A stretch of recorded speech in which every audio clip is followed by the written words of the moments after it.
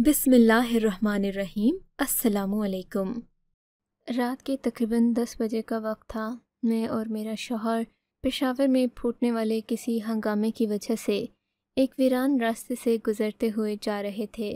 मेरा शौहर एक ट्रक ड्राइवर था, लेकिन आज हम लोग अपनी छोटी गाड़ी में इस रोड से गुज़रे तो हमें बहुत डर लग रहा था, क्योंकि ट्रक में बैठे मुझे कभी डर महसूस नहीं हुआ। ट्रक की हैबत ही ऐसी होती है कि चोर डाकू का डर भी इंसान को नहीं सताता, पर आज छोटी गाड़ी में बैठकर मुझे इस वीराने में बहुत डर लग रहा था कि तभी मुझे एक चीख की आवाज़ सुनाई दी।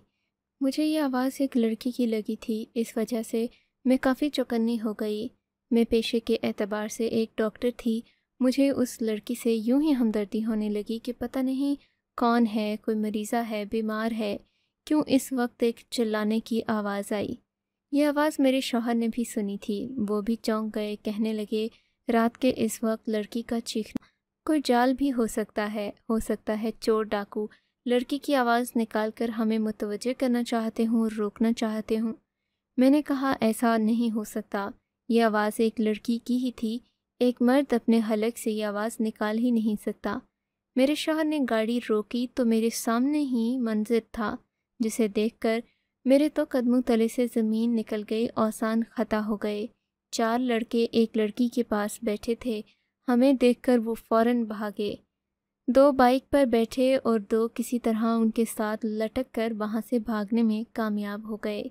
चारों लड़के बाइक पर भाग चुके थे और वो पीछे एक ज़ख्मी लड़की को छोड़कर गए थे। मैं 1 सेकंड में सारी कहानी समझ चुकी थी। यकीनन ये लड़के इंसान नहीं बल्कि भेड़िए थे जिन्होंने इस लड़की को नोच फेंका था। मैंने अपने शौहर से कहा कि हमें इस ज़ख्मी लड़की को हस्पताल लेकर जाना होगा, क्योंकि ये काफ़ी बुरी है और बाद में इससे पुलिस बयान भी ले लिया जाएगा तो सारी कहानी सामने आ जाएगी। लेकिन जो दरिंदे इसे नुकसान पहुंचा कर गए हैं, उन्हें इस तरह बचकर नहीं जाना चाहिए। मेरे शौहर ने कहा कि हमें इस मामले से दूर रहना चाहिए, लेकिन मैं उनसे इत्तेफाक नहीं करती थी। मेरे इसरार पर हमने लड़की को गाड़ी में डाला और हम लोग उसे करीबी हस्पताल ले आए। मगर जैसे ही लड़की को हस्पताल में पहुंचाया तो उसकी आखिरी सांस भी ख़त्म हो चुकी थी। लड़की दम तोड़ गई थी और हमारे सरों पर एक नई आफत आ चुकी थी, क्योंकि लड़की के घर वालों का हमें पता नहीं था और अब हमें पुलिस को भी जवाब देना था, क्योंकि लड़की को हस्पताल में लेकर आने वाले हम थे। पर मैं इस बात से ज़रा भी नहीं घबराई थी, क्योंकि मेरे ख़्याल में अगर हमने किसी की मदद की है तो हमें डरना नहीं चाहिए। हस्पताल वालों ने एक बहुत अंधनाक खबर सुनाई कि लड़की तो इस दुनिया से जा चुकी है, लेकिन उन्हें एक बहुत अंधनाक खबर सुनाई कि लड़की तो इस दुनिया से जा चुकी है, लेकिन क्योंकि इस पर बीतने वाले जुल्म के बारे में हमें पुलिस को भी बताना पड़ेगा, इसलिए हमें लड़की के पोस्टमार्टम की इजाज़त पुलिस से लेना होगी। मैं भी इसी हक़ में थी। मैं खुद एक डॉक्टर थी। मैंने फ़ौरन खुद ही पुलिस स्टेशन कॉल कर दी। इन लोगों ने हमें थाने बुला लिया और कहने लगे कि आप आकर अपना बयान रिकॉर्ड करवा दें। आपने जो देखा और जिस जगह पर देखा, हमारे साथ अगर चलकर ताउन कर सकते हैं तो हमारे लिए और ज़्यादा अच्छी बात होगी। मेरे शौहर ने मुझे डांटना शुरू कर दिया कि तुम औरत ज़ात होकर पुलिस स्टेशन जाओगी, मेरे लिए कितने शर्म की बात है। मैंने उन्हें फिर से तसल्ली दी कि मैं तो वहाँ एक गरीब और नादार लड़की की मदद करने जा रही हूँ। ऐसा नहीं करूँगी तो हम लोग बेज़मीर ठहराए जाएंगे। मेरे शौहर और मैं दोनों पुलिस स्टेशन गए। हमने लड़की के बारे में सारी मालूमात थाने में दे दी। मुझे लड़की के बारे में यही बताया गया कि वो लड़कों और बैग से यही बात पता चलती है कि वो लड़की एक अमीर घर से ताल्लुक़ रखती है। उस लड़की के बारे में उसके ख़ानदान वालों को बताने की कोशिश की जा रही थी, और क्योंकि लड़की भी किसी असर रसूख वाले अमीर आदमी की लगती थी, इसी वजह से पुलिस ने तेज़ी से इस केस पर काम करना शुरू कर दिया। हमारा बयान रिकॉर्ड होने के बाद पुलिस ने तो हमें इस बात की इजाज़त दे दी थी कि अब हम घर जा सकते हैं, लेकिन मेरा दिल नहीं मान रहा था। मैं दोबारा से जनरल हस्पताल गई और उनसे पोस्टमार्टम के बारे में पूछा कि लड़की के पोस्टमार्टम का क्या बना। इन्होंने कहा कि पोस्टमार्टम तो जारी है, लेकिन इसकी रिपोर्ट आपको 24 घंटे के बाद ही मिलेगी। जब तक लड़की के घर वाले भी आ जाएंगे तो हम उनसे भी आपका राब्ता करवा देंगे। मैं लड़की के घर वालों से भी राब्ता करना चाहती थी। पता नहीं क्यों मुझे इस केस में बहुत हमदर्दी हो रही थी। लड़की की हालत ऐसी थी कि कोई भी औरत देखे तो उसका दिल कट जाए। मैंने जाकर अस्पताल में सारे कागजात जमा करवा दिए और घर वापस आ गई। वो पूरी रात मेरी बेचैनी में गुजरी थी। उस लड़की का चेहरा, उसका जिस्म, उसके कपड़े और बिखरे हुए जूते बार बार मेरे जहन में आ रहे थे। मुझे रह रह कर उन लड़कों पर गुस्सा आ रहा था जिन्होंने उस लड़की का ये हशर किया। मैंने अपने शौहर से कहा कि आप थाने में कॉल करके एक बार ये तो पूछें कि उन मुजरिमों का क्या बना। मेरे शौहर ने मेरे कहने पर पुलिस स्टेशन फ़ोन किया तो पता चला कि जाए वो कुआं से लड़कियों की बाइक से उतरने वाली नंबर प्लेट को महफूज कर लिया गया है और उसी नंबर प्लेट की मदद से उन लड़कों को पकड़ा जा सकता है। इस बात की मुझे बहुत खुशी हुई थी कि कम से कम वो अनजान लड़के नहीं थे, यानी अब उन्हें पकड़ा जा सकता था। वगरना अगर अंधेरे में कुछ हो जाए तो फिर ऐसे जराइम का पता लगाना मुश्किल होता है। सुराग ढूंढने के लिए कई महीने छानबीन करना पड़ती है। उसी रात हमारे पड़ोस में कुछ हलचल मची हुई थी। एक घर से रोने की आवाज़ें आ रही थीं। पता करने पर मालूम हुआ कि जिस लड़की की रिपोर्ट हम थाने में दर्ज करवा कर आए थे, ये इसी घराने की बेटी थी। ये सुनकर मेरे तो आसान खता हो गए। इन लोगों को हम काफ़ी अरसे से जानते थे, बल्कि ये लोग हमारे बहुत अच्छे पड़ोसी थे। मैं और मेरा शौहर फ़ौरन उनके घर पहुंच गए। हमने इनकी इस बेटी के बारे में कभी नहीं पूछा था, ना ही हम जानते थे कि इनकी इस उम्र की कोई बेटी भी है। मैंने जाकर उनसे हमदर्दी की, इन्हें बताया कि आपकी बेटी को मैं ही पुलिस स्टेशन लेकर गई थी। बेचैन माँ मेरे सीने से आ लगी और फूट फूट कर रोने लगी। मैंने उन्हें सारी तफसील तो नहीं बताई, क्योंकि अगर बताती तो माँ का कलेजा फट जाता। मैंने लड़की के बाप और भाइयों को सारी रोताद यूं की तूं सुना दी। ये लोग अच्छे खासे ख़ानदानी, इज़्ज़तदार, और आज से पहले इन्होंने अपनी बेटियों को कभी घर से बाहर निकलने की इजाज़त तक नहीं दी, क्योंकि ये लोग काफ़ी मजहबी थे। इनके यहाँ लड़कियाँ चार दीवारी में ही रहती थीं, लेकिन आज इनकी बेटी के साथ इतना बड़ा हादसा हो गया, ये कैसे मुमकिन था? लड़की का बाप खामोश था। आंखों में गम के अलावा बदला, इंतकाम और गुस्सा भी था, जो शायद किसी ऐसे शख्स के लिए था जिसे वो आदमी जानता भी नहीं था। मैंने लड़की के भाइयों से भी पूछा कि आपको किसी पर शक है, तो इन लोगों ने ऐसा मानने से इनकार कर दिया। इनका ख़ानदान बहुत मजबूत, एक दूसरे की इज़्ज़त करने वाला और मोहब्बत करने वाले लोग थे। ऐसा तो हो ही नहीं सकता था कि इनकी किसी से दुश्मनी हो, और दुश्मनी भी ऐसी जो इतने बड़े जुर्म पर किसी को आमादा कर दे। मैंने लड़की के वालिद से कहा कि पोस्टमार्टम की रिपोर्ट जब तक नहीं आ जाती, हमें पुलिस के साथ मिलकर उन मुजरिमों का सुराग लगाना चाहिए जिन्होंने आपकी बेटी को मौत के मुंह में पहुंचा दिया और उसकी इज्जत और इस्मत भी लूट ली। लड़की के भाई भी बहुत सख्त गुस्से में थे। पुलिस स्टेशन पहुंचकर इन लोगों ने कोहराम मचा दिया कि अगर हमारी बेटी के मुजरिमों तक न पहुंचा गया तो हम इस थाने को ही आग लगा देंगे। पुलिस पर तो बहुत प्रेशर पड़ चुका था। लड़की के मुजरिमों को ढूंढने की कोशिश की जा रही थी। बाइक से उतरने वाली नंबर प्लेट की मदद से उन लड़कों का सुराग लगाना बड़ी आसानी से मुमकिन हो गया था। चंद ही घंटों में उन तीनों लड़कों को शहर के मुज़ाफ़ात से गिरफ्तार कर लिया गया। ये लोग शहर से भागने वाले थे कि पुलिस ने नाकाबंदी करके इन तीनों को गिरफ्तार कर लिया था। ये लड़के कुछ ज़्यादा उम्र के नहीं थे। एक की उम्र 17 थी, दूसरा 18 और तीसरा 25 साल का था। यानी ये कोई ऐसे जराइम पेशा लोग नहीं थे जिन्हें जुर्म करने की आदत हो। फिर इन्होंने इस लड़की के साथ ये सब क्यों किया, ये बड़ी हैरान कुन बात थी। और वो लड़की जो अपने घर से कदम ही नहीं निकालती थी, उसे कैसे वीराने में ले जाया गया। और पोस्टमार्टम की रिपोर्ट के बारे में भी सभी लोग मुतजस्सिस थे कि आखिर लड़की के साथ क्या हुआ जो उसे मौत के मुंह में पहुंचा दिया गया। उन लड़कों को थाने में बंद करके खूब मारा पीटा गया और उसके बाद कानूनन जिस्मानी रिमांड के लिए भेज दिया गया। तीनों लड़के उबाश किस्म के भी नहीं थे, बल्कि शरीफ थे और एक दुकान में काम करते थे। इन लड़कों ने अपनी दुकान का पता भी बताया कि वो फलां दुकान में काम करते थे और अपने मालिक का भी नाम बता दिया। हम सब लोग अभी यही बातें कर रहे थे कि हमें अस्पताल से फ़ोन आ गया। पता चला कि पोस्टमार्टम की रिपोर्ट आ चुकी है। हमें आकर वो देखनी भी चाहिए और थाने में भी जमा करवा देनी चाहिए تاکہ اسی رپورٹ کی بنیاد پر آگے کے معاملات حل کیے جا سکیں۔ اس وقت مجھے سخت نیند آ رہی تھی۔ میں تو اپنا کھانا کھا کر بستر میں سونے لوگوں کے ساتھ ہی ہسپتال گئے۔ رات بھر مجھے اسی لڑکی کے بارے میں خیالات آتے رہے۔ جب بھی میری آنکھ کھلتی میرے ذہن میں ایک ہی سوال ہوتا کہ لڑکی کے پوسٹ مارٹم میں ایسی کیا چیز آئے گی؟ آخر اس کی موت کیوں ہو گئی؟ زیادتی تو بہت لڑکیوں کے ساتھ ہوتی ہے، لیکن موت تو ایک بہت بڑا حادثہ ہے۔ لڑکی کے جسم پر بظاہر تشدد کا بھی کوئی نشان نہیں تھا۔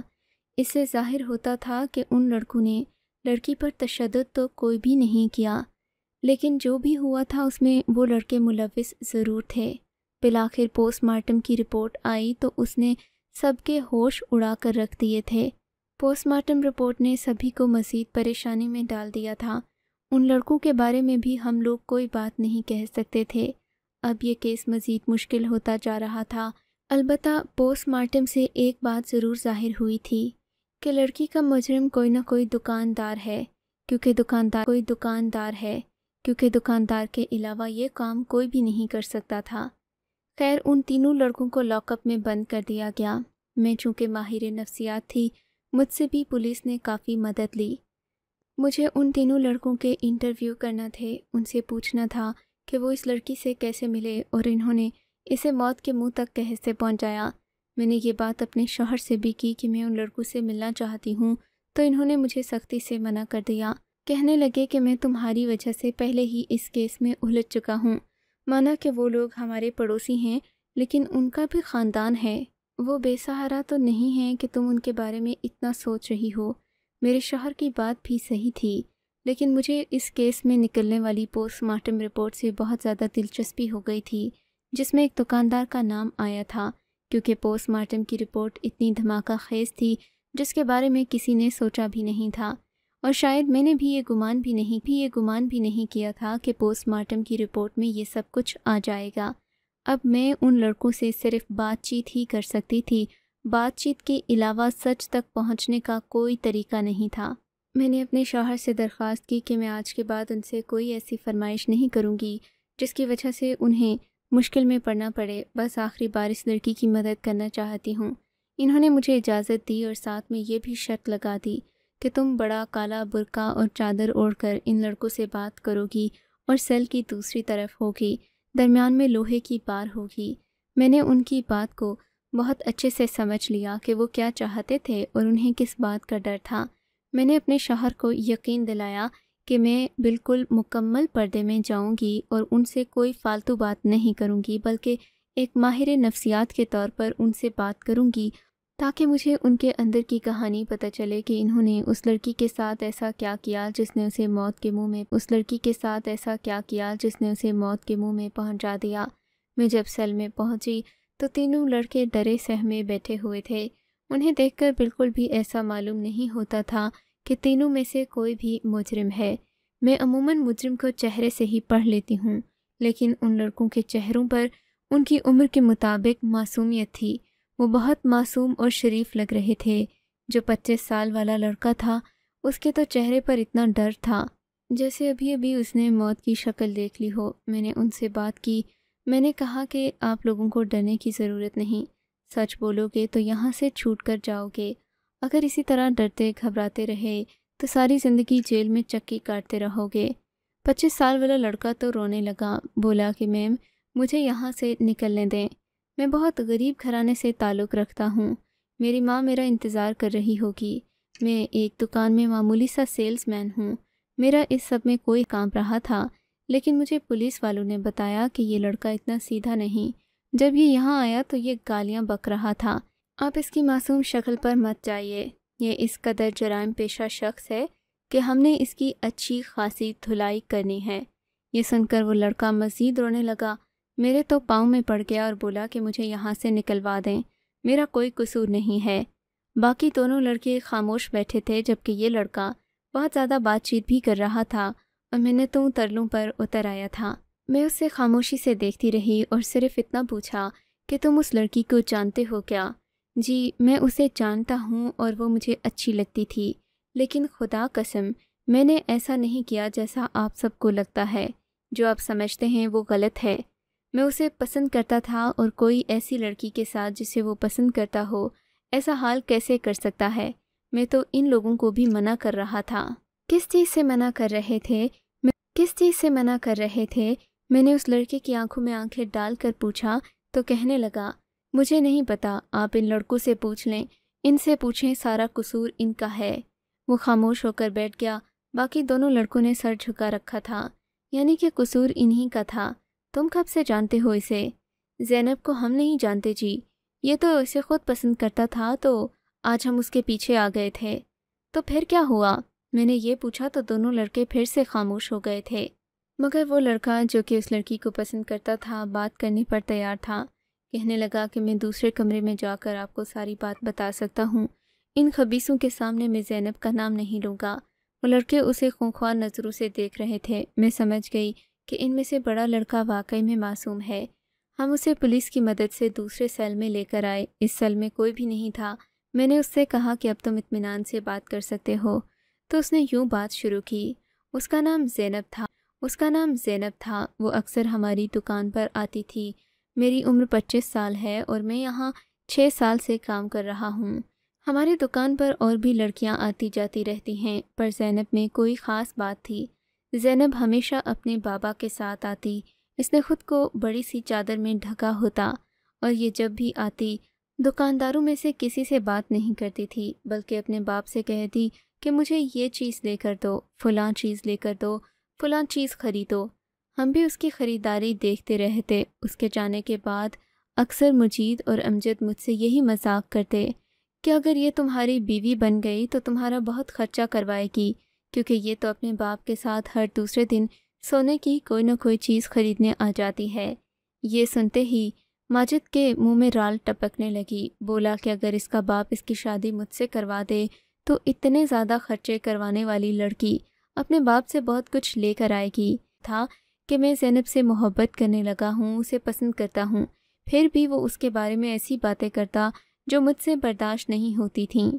اس دن کے بعد سے میری اور مجید کی دشمنی ہو گئی۔ ہم دونوں آپس میں بات کرتے تو لڑ پڑتے تھے۔ زینب کا ہماری دکان میں آنا جانا بڑھ چکا تھا۔ شاید وہ بھی مجھے پسند کرنے لگی تھی، یا پھر اسے ہماری دکان سے خریداری کر کے اچھا محسوس ہوتا تھا۔ اس دن زینب نے اپنے باپ سے ضد کی کہ وہ اسے ہیرا لے کر دے۔ آج زینب نے پہلی بار ہیرے کی فرمائش کی تھی۔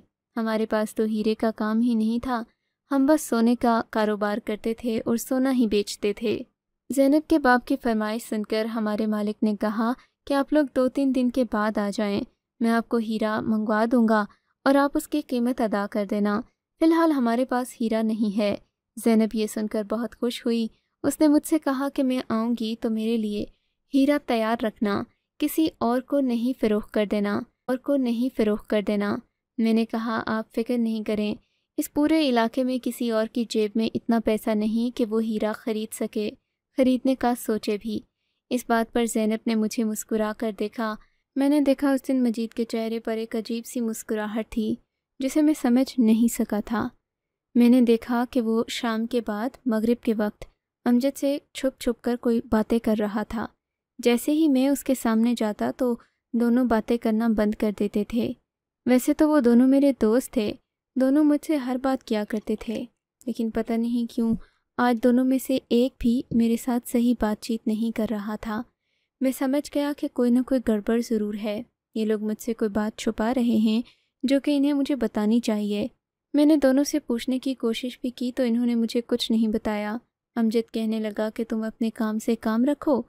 مجید بولا کہ چھپانے والی کوئی بات ہی نہیں ہے، جب کچھ ہوگا تو تمہیں خود پتہ چل جائے گا۔ میں نے اس بات پر زیادہ دھیان نہیں دیا، لیکن دونوں پر میری نظر ضرور تھی۔ ایک دن کے بعد زینب نے ہماری دکان پر دوبارہ سے آنا تھا۔ وہ جب دکان پر آئی تو میں اسے دیکھتے ہی سمجھ گیا کہ ہیرا لینے کی خوشی اس کے چہرے پر چمک رہی تھی۔ میں نے اس سے پوچھا کہ آپ کے ابا کہاں گئے تو بولی ابا جمعے کی نماز پڑھنے گئے ہیں، مجھ سے صبر نہیں ہوا تو میں اکیلی ہی آ گئی۔ میں نے آج سے پہلے ہیرا کبھی نہیں پہنا، مجھے ہیرا پہننے کی بہت خوشی ہے، اسی وجہ سے میں آج اکیلی ہی دکان پر آ گئی۔ امجد اور مجید فوراً الرٹ ہو گئے تھے، جیسے انہیں کوئی بات کھٹک رہی ہو۔ مجھ سے کہنے لگے کہ تمہیں مالک بلا رہا تھا، وہ بھی جمعے کی نماز پڑھنے گئے تھے تو مجھے مجبوراً ان کی بات ماننا پڑی۔ زینب اکیلی دکان پر آئی تھی، مجھے اس کے بارے میں مزید کچھ نہیں پتہ تھا۔ میں نے خیر سے دکان سے مسجد کا رخ کیا، لیکن جب میں واپس آیا تو زینب تو بولے کہ وہ تو اپنا ہیرا لے کر چلی گئی، بہت ضد کر رہی تھی۔ ہم نے منع بھی کیا کہ ہیرا لے کر مت جاؤ، بعد میں ابا تمہارے آ کر ہمارا سر کھائیں گے، پر وہ نہیں مان رہی تھی۔ مجھے ان دونوں کی بات پر یقین نہیں آیا، لیکن میں اس کے بارے میں زیادہ پوچھتا تو یہ دونوں شک میں پڑ جاتے۔ میں خاموش ہو گیا۔ بات آئی گئی ہو گئی، لیکن 4-1 بجے کے قریب دونوں دکان سے نکلنے لگے تو مجھے شک ہوا۔ دکان سے تو اس وقت یہ لوگ نہیں جاتے تھے، دکان بند ہوتی تھی 7 بجے، جبکہ یہ لوگ 4 بجے دکان سے جانا چاہتے تھے۔ مجھے شک ہوا تو میں ان کا پیچھا کرنے لگا۔ کچھ دور جا کر میں نے دیکھا تو آگے ویرانے میں ایک گاڑی کھڑی تھی۔ میں نے دیکھا یہ لوگ گاڑی کی ڈکی کھول رہے تھے۔ حیرت کی انتہا نہ رہی جب اس میں سے زینب نکلی۔ میری تو آنکھوں میں آنسو آ گئے۔ زینب کو ان لوگوں نے رسیوں میں جکڑ رکھا تھا۔ یہ دیکھ کر میں نے شور کیا، زینب کو بڑی مشکلوں سے رسی سے چھڑایا، مگر یہ لوگ مجھے مار کر زینب کے پیچھے بھاگنے لگے۔ میرے چہرے پر زخم آ چکا تھا، مجھ سے چلنا مشکل ہو رہا تھا، اسی وجہ سے میں زینب کے پیچھے نہیں جا سکا۔ کچھ دیر کے بعد جب مجھے ہوش آیا تو میں ان کے نقش قدم پر پیچھے گیا۔ مجھے پتا تھا یہ لوگ کہاں تک گئے ہوں گے۔ وہاں جب پہنچا تو دیکھا تو زینب کی حالت خراب ہو چکی تھی، اس کے منہ سے جھاگ نکل رہا تھا، کیونکہ اس نے وہ ہیرا جو آج اپنے باپ سے لیا تھا وہ نگل کر اپنی جان لینے کی کوشش کی تھی۔ اس کے آگے کا مجھے کچھ نہیں پتا۔ لڑکے کی بات میں 100% سچائی تھی، کیونکہ زینب کی پوسٹ مارٹم رپورٹ کے مطابق اس کی موت زیادتی یا کسی تشدد سے نہیں ہوئی تھی، بلکہ اندرونی خون بہنے سے ہوئی تھی۔ ان لوگوں نے جب زینب کو اکیلا دیکھا تو ان کی نیت خراب ہو گئی۔ ان لوگوں نے جا کر اسے ایک گاڑی کی ڈکی میں بند کر دیا کہ رات کے وقت اسے یہاں سے نکال کر لے جائیں گے۔ یہ گاڑی مالک ہی کی تھی۔ زینب بیچاری گھر سے کبھی نہ نکلی تھی۔ کمزور بزدل سی لڑکی تھی، ڈرپوک الگ تھی۔ ان لوگوں نے اس کا ناجائز فائدہ اٹھایا۔ یہاں سے جب اسے نکالا تو میں پہنچ گیا۔ میں نے اس کی مدد کرنے کی کوشش کی۔ وہ بھاگ تو گئی مگر ان درندوں کے قریب آنے سے ڈر گئی۔ مارے گھبراہٹ کے اس نے اس مشہور بات پر عمل کیا کہ ہیرا نگلنے سے انسان کی موت ہو جاتی ہے، تو اس نے ایسا ہی کیا تاکہ ان درندوں کے درندگی کا نشانہ بننے کی بجائے وہ اپنی جان ہی دیتے۔ بس اسی بات نے اس بیچاری کی جان لے لی۔ یہ سن کر میں حیران رہ گئی۔ میرے دل میں ایک چنگاری سی اٹھی، درد کی ٹیس بھی اٹھی کہ لوگ اپنے مقصد کے لیے کس حد تک گر جاتے ہیں۔ جو ہو گیا اس کے بارے میں بات کر کے سوائے تکلیف کے کچھ نہیں ہوتا، لیکن سب لڑکیوں سے یہی کہوں گی کہ کبھی بھی بنا اپنے محرم رشتے کے باہر بازاروں میں مت جائیں، بھلے آپ جتنی مرضی اپنی آزادی کی بات کریں۔ آپ کو اگر یہ کہانی اچھی لگی ہے تو اس ویڈیو کو لائک کیجیے، اور اس طرح کی مزید کہانیاں سننے کے لیے ہمارے چینل کو ضرور سبسکرائب کیجیے۔ کہانی سننے کا شکریہ۔ آپ سے ملاقات ہوگی اگلی ویڈیو میں، تب تک کے لیے اللہ حافظ۔